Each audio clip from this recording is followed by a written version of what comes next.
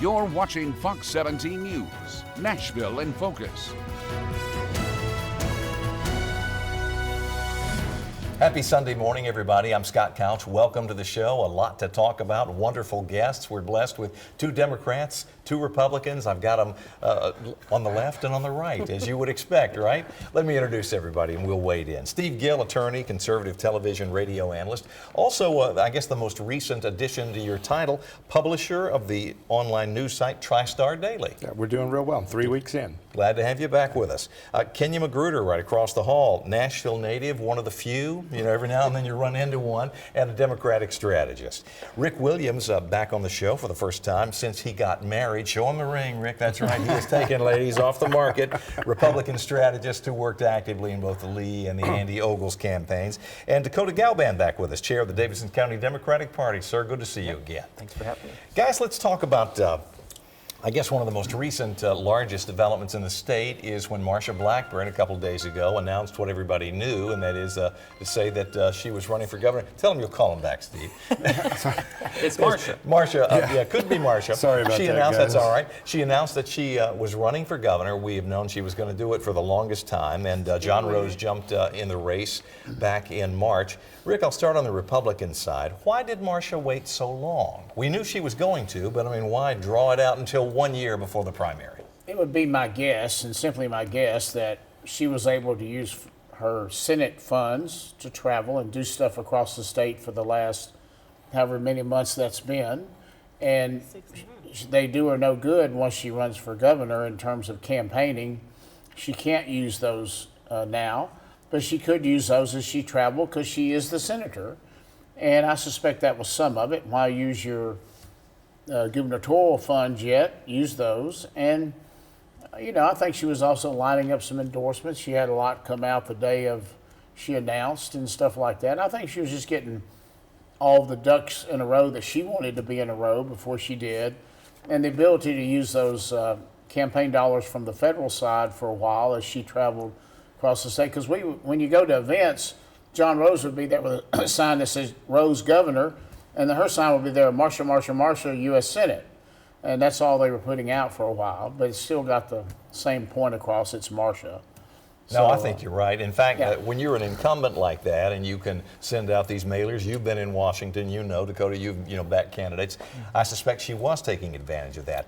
Did John Rose, I guess, make some hay while she was on the sidelines? Well, Marsha says that she was doing that, in fact, when she just called. But I think John has made the point that, look, it's going to be a long race. It's a year from now. He has a fundraising advantage over her, which I think one of the reasons she's been spending some of her federal Senate money and continuing to raise Senate money until lately. He's put in $5 million already. He can put in another $5 or $10 million, so he can self-fund to a large extent. She does not have that capacity, and there's a limit to how much you can raise with the campaign limits. So I think he'll end up outspending her, and you can buy name recognition where she has the huge advantage now. You know, well, the Democrats have seen this over the years where they had a candidate and were driving the boat. This is going to be an interesting race, but so far there are no Democrats in it, except for there's a lady in Memphis, and I don't know enough about her to talk about. Well, it's and I don't know if that's her fault or mine. Well, it's Councilwoman Jerry Green, hey, welcome to the race, Madam Senator, and welcome to the race, Madam Councilwoman. Hey, more people can get into this race. I don't know that much about her to really talk about it, and I think that, again, as we all stated, it's been have over a year, so we got to watch out. But I defer to the chairman. Sure. And, well, we do have the chair of the Davidson County Democratic Party.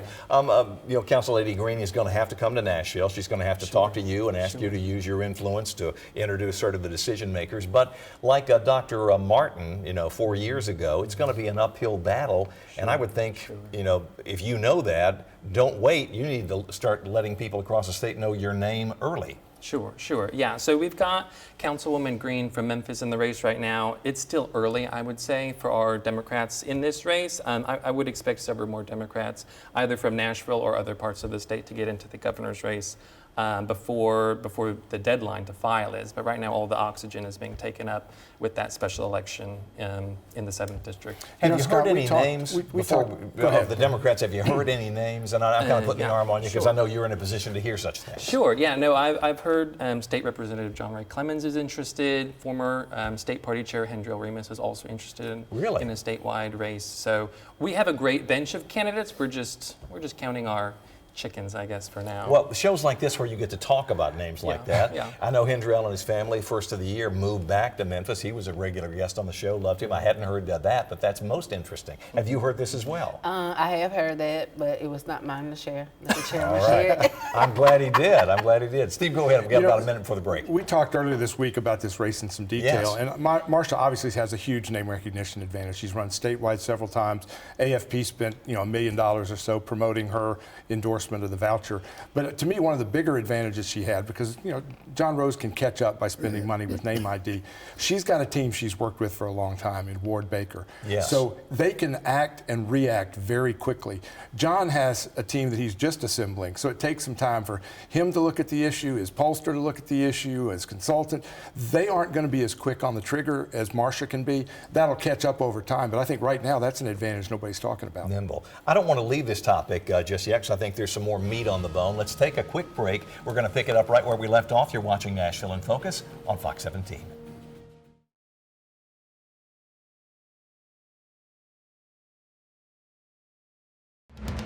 You're watching Fox 17 News, Nashville in Focus.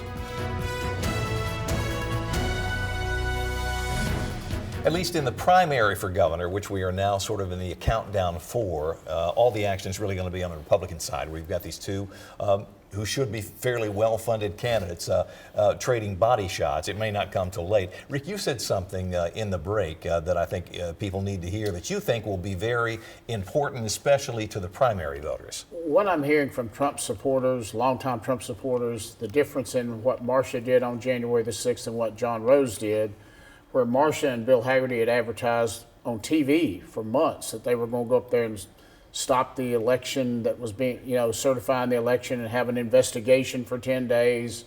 And what ended up happening was she actually went ahead and voted to certify that day.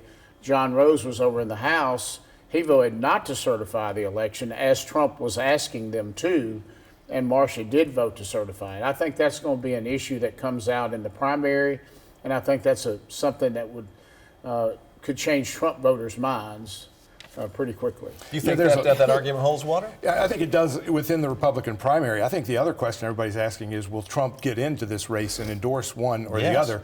I know that some on the Rose side are saying, look, with Mark Green having left, we got a 2-vote margin in the House. This is not the time for Trump to pick any enemies in the House, a la John Rose. On the Senate side, they're gonna both be advocating their Trump support. He doesn't need to get into this for a while. Now, this poll that the Beacon Center did that shows Marsha with a big name ID lead, John Rose needs to cut into that quickly because you don't want Donald Trump to look at it and say, well, she's going to win anyway, I'm going to go ahead and endorse her. I think they can close that gap again, but John will need to spend money to get that done. Now, you've seen a lot of polls and campaigns you've worked on early on like this. How much do they mean? Absolutely nothing, but I will say this is that Senator Blackburn has served the state of Tennessee for quite some time in the state house and the state senate, and now as our Congress and as our U.S. senator. And so, as we just heard, is that she's leading ahead because of name recognition. So people don't know who he is. He also is a sitting congressman, and his district is not more home based. So he has several counties that he touches and so forth. And I think I've only seen him in Nashville, so to speak, since he started serving maybe once. However, so that means that he will have to do exactly what you all have talked about, is get out and campaign and talk about what he wanted to do. And I think that, he kind of threw it in her backyard when he first announced that he wanted to run, and he said it to women in Williamson County. So, and they were quite excited. I remember that picture. In fact, I killed some pictures out of my phone today. That was among them. I had captured it for the news, so I could share it, on our channels. But I remember that picture. John Rose was out in front of that group. I don't know if you were over there, but that was the I'm not sure if it's just Williamson County Republican Women. I believe it was. Yeah, that's I think when. so, yeah. Yeah, and it was kind of it was not an official announcement, but it was. But they got the exclusive. As Scott's pointed out, nobody's throwing heavy punches right now. John's doing a few little subtle ones. He made a great comment the other day that with respect to the fact that Marsha's a woman, he said, "Look, I'm fortunate. The only two women I think who could beat me in the state are Radonna Rose, his sister, who was head of the Farm Bureau forever, and his wife Chelsea." And he said, "Fortunately, they're both for me." Just a shot. There's a lot of truth. Who are you hoping President Trump endorses in this race? Not my monkey, not my circus. but I think Marsha is clearing away the favorite here, unfortunately, for John Rose. And if President Trump does get involved in this primary in favor of Marsha Blackburn, that's pretty much the end of the race right there. I hope people are listening. Obviously, we've got two good candidates, and we don't know a great deal about the councilwoman from Memphis, Green, as yet. But there's a long time, and I remember a race 7 years ago where there was a little-known businessman named Bill Lee that, while two heavyweights spent millions bashing one another, seemed to slip in while nobody was looking, took the lead. And Rick, you worked on that campaign. I think he won. He did. He did. He did spend about $10 million. People make it seem like, oh, he didn't have any money. He did spend about $10 million. Now, granted, the others were spending 20 million. But 10 million gets you enough.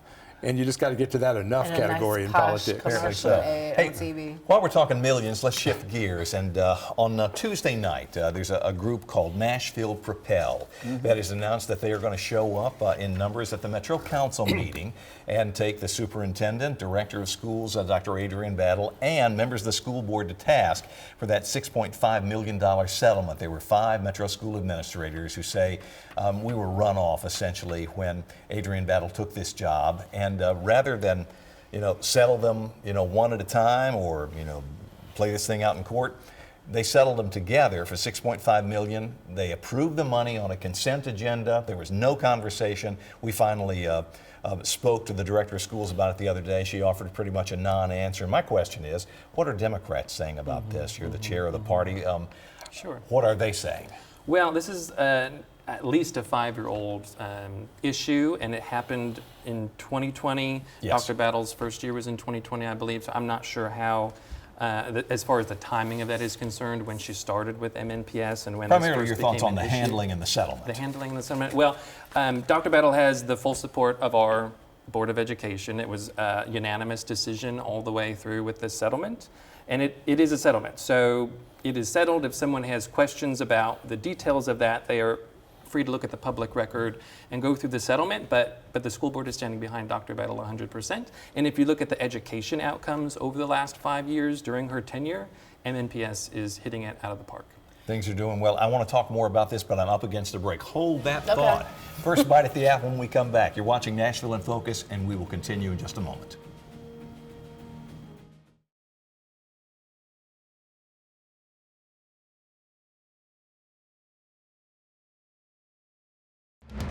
You're watching Fox 17 News, Nashville in Focus.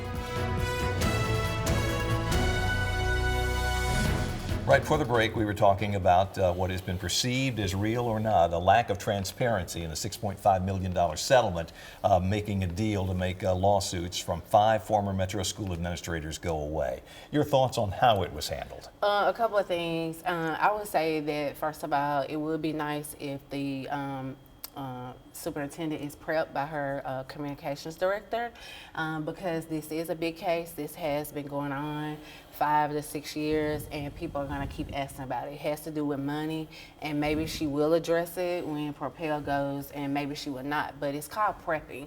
So regardless if you give an answer and people don't like it, at least you addressed it and you moved on with it. So that's the first thing. The second thing is that I think that what people also have to recall is that this did happen over 5 to 6 years ago. And this, if it had gone to court, I think that it would have been way more than $6.5 million.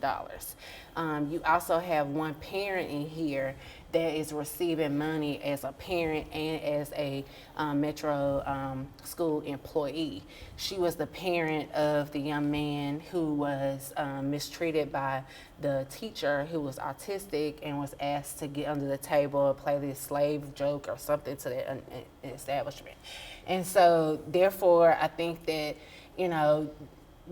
This is a lot. It has a lot to do with the larger settlement that they've received. And I think that, for whatever reason, they all supported this and moved forward with it because there's nothing else that they can do about it.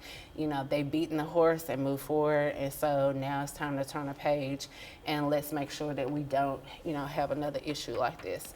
But, in human interest and human resources, you're probably going to be back in court and, going to be doing some other stuff as well. It's a lot of money to be sure, and they really didn't address it in any meaningful way. We didn't explain. We made this decision because we feared that it was going to cost us more in court. They didn't say that. They didn't say anything. And having their lawyers make that pitch of here's why we're settling would have been helpful. The optics are horrible. Yeah. First of all, it was her brother who was involved in one of these confrontations. She should have somehow recused herself from it and stepped away from it. She didn't. That makes the optics look bad. The school achievement scores under her guidance have not been good, so she doesn't have that to rely on. But most importantly, I think the school board should answer to parents, they should answer to children, not to her. She should answer to them. They look like they're answering to her, and that's not how it should work. That's not. They're board. And many school board members in every county have trouble understanding they're in charge. Yeah. They want to work for the superintendent, and you're the overseer of the superintendent. Because you're like a corporate board overseeing the president of a company. As soon as you answer it and nip it in the bud, so to speak, and I hate to say it doesn't matter, it goes away. Yeah. But the more you don't address it and address it head on, she should hire you to be her spokesperson. I think maybe some wisdom to that suggestion. PROPEL, though, is, I think, a nonpartisan. Their parents. They're his parents, and I'm loving they're bringing it up because you can't say it's partisan. And I think those school board members are going to see those in mailers when they run again. I do think that, in address, it does need to, once you address it, it's over and tucked to bed. Well, first of all, MNPS has the highest graduation rate in recorded history at 85.7%.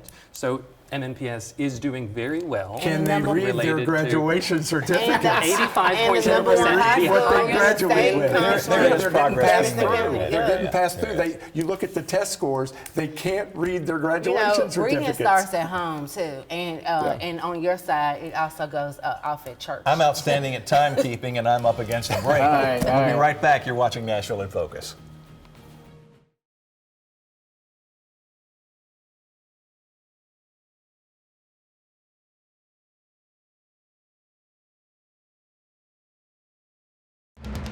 You're watching Fox 17 News, Nashville in Focus.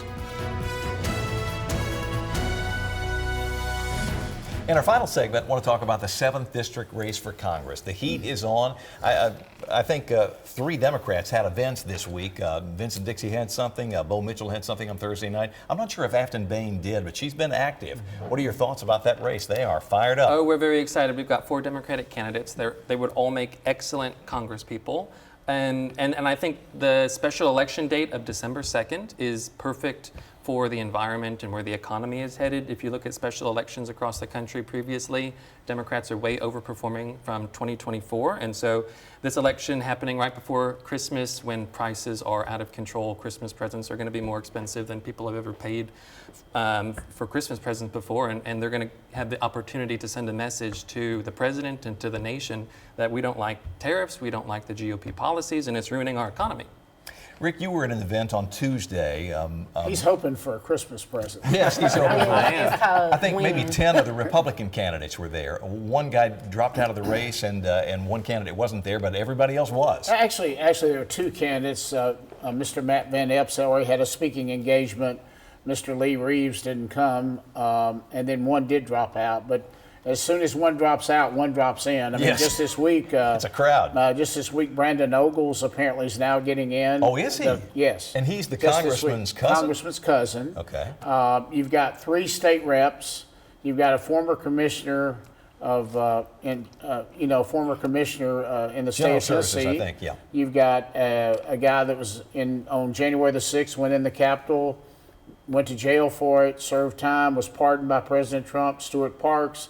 So you've got all these people. The 3 state reps are Lee Reeves, Gino Boso, and Jody Barrett from Dickson County. So you've got Mason Foley, a 28-year-old young man, just fresh out of Washington, grew up in Williamson County, Page High School. So it's it's going to be fun for Steve and I to watch. We're going to get our popcorn and sit on the sideline like at a football game, and from now to October 7th, have a lot of fun. Early voting starts September 17th. This is a sprint. Do the state lawmakers have an upper hand because they've got a little bit of campaign apparatus? And I think it's funding. I mean, you've got Lee Reeves is a self-funder, Gino's a self-funder. If Brandon Ogles gets in, he's a self-funder. His big advantage, and he's a former state representative from Williamson County, he starts with big name recognition. Now, it's not his, Brandon Ogles. Yes. It's not his, but it's like that Eddie Murphy movie where he ran for Congress after the guy died and he used his yard signs. He may start with a good name recognition, and others may not be able to catch up in this short sprint. For the record, it's called Distinguished Gentleman. You need to see the movie, the name you know. In a Republican primary, that Ogles name will help him. Again, when you're dividing it among 10 races or 10 people, 22% may win it. And that's not much. Somebody projected 18% today. That could be that low. Well, I think a lot of these Republicans think they're just going to walk into Congress, but Democrats are ready to seriously contest this race, and I give us a 50-50 chance of flipping this seat in December. If Nashville really came out to vote, could they control who won this race? Absolutely. Yes, Nashville has the most. Well, if Nashville come out and the rural area doesn't, that would have to happen. Right. Well, the Democratic nominee to win this race will need to unite Republicans, Independents, and Democrats to win this race, to be clear, but it is entirely possible. Right. I know Lee Reeves already has some ads on the radio that I've heard. If he's doing television, I haven't seen it, but I did hear something. And there's some cross-party attacks. Some of them are already attacking Afton Ben. Some of them are attacking Reeves and Bulso. And right now, to be truthful and honest, voters do not want to hear that. They want to hear how you're going to go and Make go my into life Congress. better. You know, people still need to understand what is happening in Congress and understand why the seat is open. I say the average And voter to will talk not look at about- this before Labor Day. Well, I mean, The average they're probably voter. not. All but of us insiders are all over it. Here's but what's going to happen between now and Labor Day. Their gas is still going up. I've got to leave it there. We are out of time. Thank you all for coming. Thanks for watching. I'll see you next week on In Focus.